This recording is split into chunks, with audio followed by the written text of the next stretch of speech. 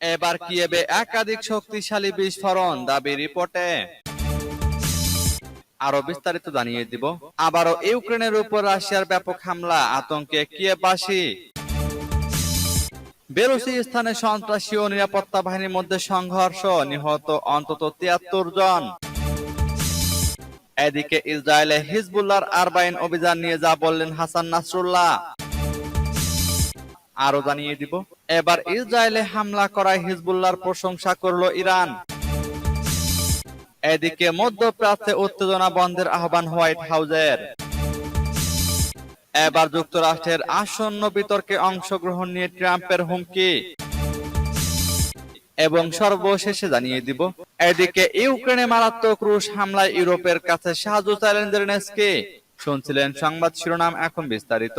তবে তার আগে অনুরোধ থাকবে এই ভিডিওতে একটি লাইক দিন এবং কমেন্টস করে জানিয়ে দিন আপনি কোন জেলা থেকে বা কোথায় থেকে আমাদের সাথে যুক্ত রয়েছেন, এবং সংবাদের সর্বশেষ গুরুত্বপূর্ণ আপডেট পেতে চ্যানেলটি সাবস্ক্রাইব করে আমাদের সঙ্গে থাকুন। এবার কিয়েভে একাধিক শক্তিশালী বিস্ফোরণ। ইউক্রেনের রাজধানী কিয়েভে আজ মঙ্গলবার ভোরে একাধিক শক্তিশালী বিস্ফোরণের শব্দ শুনতে পাওয়া গেছে। বার্তা সংস্থা রয়টার্সের প্রত্যক্ষদর্শীরা এ তথ্য জানিয়েছেন। স্থানীয় গণমাধ্যমেও এ সংক্রান্ত খবর এসেছে। ইউক্রেনের আকাশ প্রতিরক্ষা বাহিনী বলেছে পুরো দেশ রাশিয়ার ব্যালিস্টিক ক্ষেপণাস্ত্র হামলার হুমকির মধ্যে আছে। বিস্ফোরণের শব্দগুলো ইউক্রেনের সক্রিয় থাকা আকাশ প্রতিরক্ষা ব্যবস্থা থেকে এসেছে নাকি আকাশ পথে রাশিয়া চালানো হামলা থেকে তা এখনো পর্যন্ত স্পষ্ট নয়। বার্তা আদান প্রদানের অ্যাপ টেলিগ্রামে ইউক্রেনের বিমান বাহিনীর পক্ষ থেকে দেশটির নাগরিকদের সতর্ক করে দেওয়া হয়েছে। ইউক্রেনীয়দের আকাশ পথে সম্ভাব্য রুশ হামলার বিষয়ে বাজানো সতর্ক সংকেত অগ্রাহ্য না করার জন্য অনুরোধ জানানো হয়েছে। একই সঙ্গে নিরাপদ স্থানে আশ্রয় নিতে বলা হয়েছে। কিয়েভ অঞ্চলে রাশিয়ার ড্রোন হামলা প্রতিহতে আজ ভোরে আকাশ প্রতিরক্ষা ব্যবস্থা সক্রিয় করে ইউক্রেনে। কিয়েভ অঞ্চলের সামরিক প্রশাসন এ তথ্য নিশ্চিত করেছে। রাজধানী কিয়েভ ঘিরে কিয়েভ অঞ্চলটির অবস্থান। এদিকে ইউক্রেনের উপর রাশিয়ার ব্যাপক হামলা, আতঙ্কে কিয়েভবাসী। রাশিয়া ইউক্রেনের ভেতরে ঢুকে হামলা শুরু করার পর রুশ বাহিনীও পাল্টা আঘাত হানছে। সোমবার ভোরে রাশিয়ার তরফ থেকে ব্যাপক ক্ষেপণাস্ত্র ও ড্রোন হামলা চালানো হয়েছে, যার লক্ষ্য ছিল ইউক্রেনের বিদ্যুৎ ও জ্বালানি অবকাঠামো। ইউক্রেনের প্রধানমন্ত্রী ডেনিস শামিহাল জানিয়েছেন 15টি অঞ্চলে রাশিয়া বিভিন্ন ধরনের অস্ত্র ব্যবহার করে এই হামলা চালিয়েছে, যার মধ্যে রয়েছে ড্রোন, ক্রুজ ক্ষেপণাস্ত্র এবং সুপারসনিক ক্ষেপণাস্ত্র কিনজাল। ইউক্রেনের প্রেসিডেন্ট ভলোদিমির জেলেনস্কি এই হামলার ভয়াবহতা স্বীকার করেছেন। তার ভাষ্যমতে রাশিয়া প্রায় 100টি ক্ষেপণাস্ত্র এবং 100টি ড্রোন ব্যবহার করেছে ইউক্রেনের উপর হামলার জন্য। কিয়েভ সহ অন্যান্য শহরগুলোর উপর কয়েক দফায় এই হামলা চালানো হয়, যার ফলে রাজধানী সহ অনেক এলাকায় বিদ্যুৎ ও পানি সরবরাহ বন্ধ হয়ে গেছে। কিয়েভের বাসিন্দারা আতঙ্কিত হয়ে মেট্রো স্টেশনগুলোতে আশ্রয় নিয়েছেন।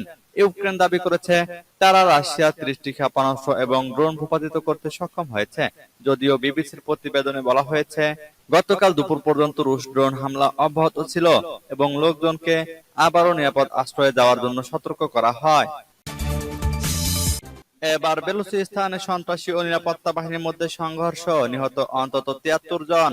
পাকিস্তানের বেলুচিস্তানের কয়েকটি জেলায় সন্ত্রাসী হামলায় 38 জন সাধারণ মানুষ নিহত হয়েছেন। সামরিক বাহিনীর পাল্টা অভিযানে মারা গেছে 21 জন সন্ত্রাসী এবং নিরাপত্তা বাহিনী ও আইন প্রয়োগকারী সংস্থার 14 সদস্য। আহত হয়েছে আরো অনেকে। রোববার দিবাগত রাত থেকে সোমবার ভোরের মধ্যে এসব হত্যাকাণ্ডের ঘটনা ঘটেছে। সোমবার বেলুচিস্তানের মুখ্যমন্ত্রী সরফরাজ বুগতি ও পাকিস্তান সেনাবাহিনীর আন্তঃবাহিনী জনসংযোগ পরিদপ্তর হতাহতের এসব তথ্য নিশ্চিত করেছে। খবর ডন নিউজের। রোববার রাতে বেলুচিস্তান প্রদেশের মাস্তং, কালাত, পাসনি ও সুনসার জেলার থানায় সন্ত্রাসীরা হামলা চালায়। প্রদেশটির রাজধানী কোয়েটা সহ সিবি, পঞ্জগুর, মাস্তুং, তুরবত ও বেলাস শহরে সন্ত্রাসীরা বিস্ফোরণ ঘটায় এবং গ্রেনেড হামলা চালায়। প্রদেশের গোয়াদর জেলায় সুনসার থানায় হামলা চালিয়ে অস্ত্র লুট করে নেয় সন্ত্রাসীরা। মুসাখাইর জেলার সহকারী কমিশনার নজিব কাকার জানান, রোববার দিবাগত রাতে অস্ত্রধারীরা ররসম এলাকায় আন্তঃপ্রদেশ মহাসড়কে অনেকগুলো যাত্রীবাহী গাড়ি, ভ্যান, ট্রাক গাড়ি থামায়। এসব গাড়ি থেকে অস্ত্রধারীরা বেছে বেছে 23 জন পাঞ্জাবিকে হত্যা করে। মহাসড়কটি পাঞ্জাব ও বেলুচিস্তানকে যুক্ত করেছে। এদিকে ইসরায়েলে হিজবুল্লাহর আরবাইন অভিযান নিয়ে যা বললেন নাসরুল্লাহ। হিজবুল্লাহর মহাসচিব সাইদ হাসান নাসরুল্লাহ বলেছেন, সিনিয়র কমান্ডার ফুয়াদ শুকুরকে হত্যার প্রতিশোধ নিতে হিজবুল্লাহর প্রতিশোধমূলক অভিযানে তেল আবিবের কাছে গিলিলট সামরিক ঘাঁটিকে প্রধান লক্ষ্য হিসেবে নেওয়া হয়েছে। রোববার আরবাইনের বার্ষিকী স্মরণে দেওয়া এক বক্তৃতায় নাসরুল্লাহ এসব কথা বলেন। তিনি বলেন, আজ ২০ সফর ইমাম হুসাইনের ৪০তম বার্ষিকী। তিনি ত্যাগ, পরোপকার, অন্যায় প্রত্যাখ্যান ও আত্মসমর্পণের প্রতীক এবং বিচার দিবস পর্যন্ত বিপ্লবের শিরোমণি। হিজবুল্লাহ নেতা এ সময় ইসরায়েলি সামরিক ঘাঁটিতে রোববারের সামরিক অভিযানকে আরবাইন অপারেশন বলে অভিহিত করেছেন। ইসরায়েল দক্ষিণ লেবাননের বিরুদ্ধে আগ্রাসনের সমস্ত রেড লাইন অতিক্রম করেছে উল্লেখ করে নাসরুল্লাহ বলেন, হিজবুল্লাহ তাদের আরবাইন অভিযানে দখলকৃত ভূমিতে কোনো বেসামরিক লোককে আঘাত করেনি।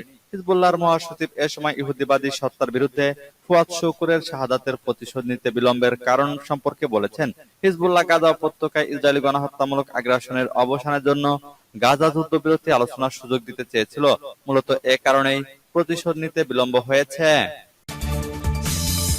এবার ইসরায়েলে হামলা করায় হিজবুল্লাহর প্রশংসা করল ইরান। ইসরায়েলে বড় পরিসরে হামলা চালিয়েছে হিজবুল্লাহ। রোববার ইসরায়েলের অভ্যন্তরে বিপুল সংখ্যক ক্ষেপণাস্ত্র ছুড়েছে তারা। হিজবুল্লাহর এই হামলার প্রশংসা করেছে ইরান। তারা বলেছে, বর্তমান পরিস্থিতিতে ইসরায়েল এসব হামলা রুখে দেওয়ার সক্ষমতা হারিয়েছে। হিজবুল্লাহ নেতা হাসান নাসরুল্লাহ রোববার হামলার বিষয়টি নিশ্চিত করে বলেন, ইসরায়েলি সেনাবাহিনীর মূল গোয়েন্দা ঘাঁটি গিলট বেসকে লক্ষ্য করে বড় পরিসরে এই ড্রোন ও ক্ষেপণাস্ত্র হামলা চালানো হয়েছে। গাজায় ইসরায়েলি আগ্রাসন এবং তেহরানে হামাস নেতা ইসমাইল হানিয়ার হত্যাকাণ্ডকে কেন্দ্র করে ক্রমেই উত্তপ্ত হচ্ছে মধ্যপ্রাচ্যের পরিস্থিতি। এর মধ্যেই লেবাননের ইরানপন্থী সশস্ত্র গোষ্ঠী হিজবুল্লাহর সঙ্গেও যুদ্ধে জড়িয়ে পড়েছে ইসরায়েল। এদিকে মধ্যপ্রাচ্যে উত্তেজনা বন্ধের আহ্বান হোয়াইট হাউজের।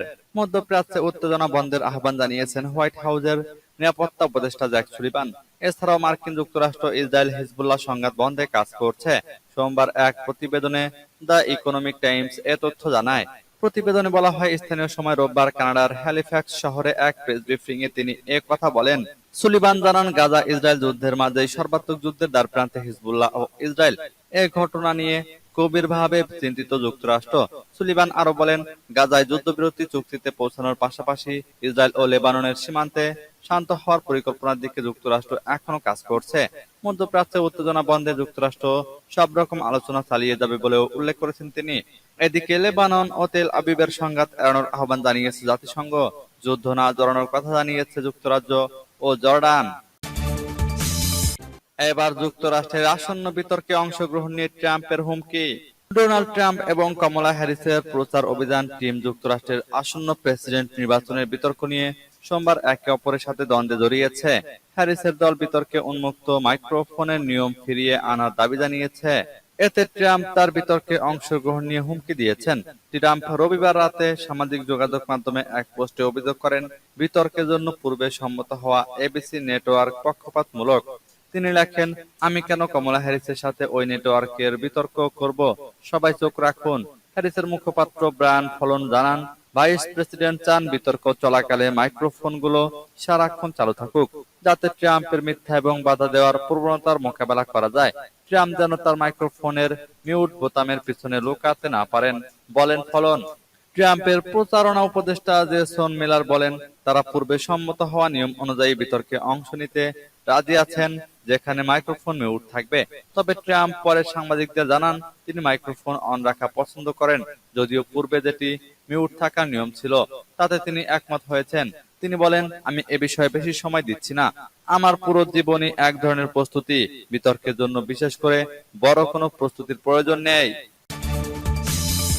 এদিকে ইউক্রেনে মারাত্মক রুশ হামলা, ইউরোপের সাহায্য চাইলেন জেলেনস্কি। রাশিয়া ড্রোন ও ক্ষেপণাস্ত্র ধ্বংস করতে এবং পুতিনের দেশে হামলা চালাতে আবারও ইউরোপের সাহায্য চাইলেন ইউক্রেনের প্রেসিডেন্ট ভলোদিমির জেলেনস্কি। ইউক্রেনে মারাত্মক রুশ বিমান হামলার প্রেক্ষিতে সোমবার ইউরোপীয় দেশগুলোর প্রতি এ আহ্বান জানান তিনি। জেলেনস্কি বলেন, রাশিয়ান বাহিনী সোমবার শতাধিক ক্ষেপণাস্ত্র এবং শতাধিক ড্রোন দিয়ে ইউক্রেনে আঘাত হেনেছে। এতে বেশ কয়েকটি পশ্চিমা প্রতিবেশী বা ইউক্রেনের কাছাকাছি অবস্থান করা ইউরোপীয় দেশও ক্ষতিগ্রস্ত হয়েছে। জেলেনস্কি এদিন সোশ্যাল মিডিয়ায় দেওয়া এক পোস্টে বলেছেন, আমাদের ইউরোপীয় প্রতিবেশী দেশগুলোর F-16 যুদ্ধ বিমান এবং আমাদের বিমান প্রতিরক্ষা ইউনিটগুলো একসঙ্গে মিলে কাজ করলে ইউক্রেনে আমাদের বিভিন্ন অঞ্চলে যে প্রাণহানি ঘটছে তা রক্ষার জন্য আরো অনেক কিছু করতে পারতাম। এ সময় তিনি ইরানি ক্ষেপণাস্ত্রগুলো ধ্বংস করতে ইসরায়েলকে মার্কিন সহায়তার কথা স্পষ্টভাবে উল্লেখ করেন।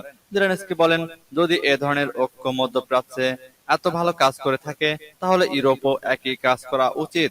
জীবনের মূল্য সর্বত্র একই রকম হওয়া উচিত। তিনি এ সময় ইউক্রেনের মিত্রদের আবারও দূরপাল্লার ক্ষেপণাস্ত্র ব্যবহারের বিধিনিষেধ প্রত্যাহার করতে প্রতিরোধ করেন। কিয়েভ যা রুশ ভূখণ্ডের গভীরে হামলা চালাতে ব্যবহার করতে চায়।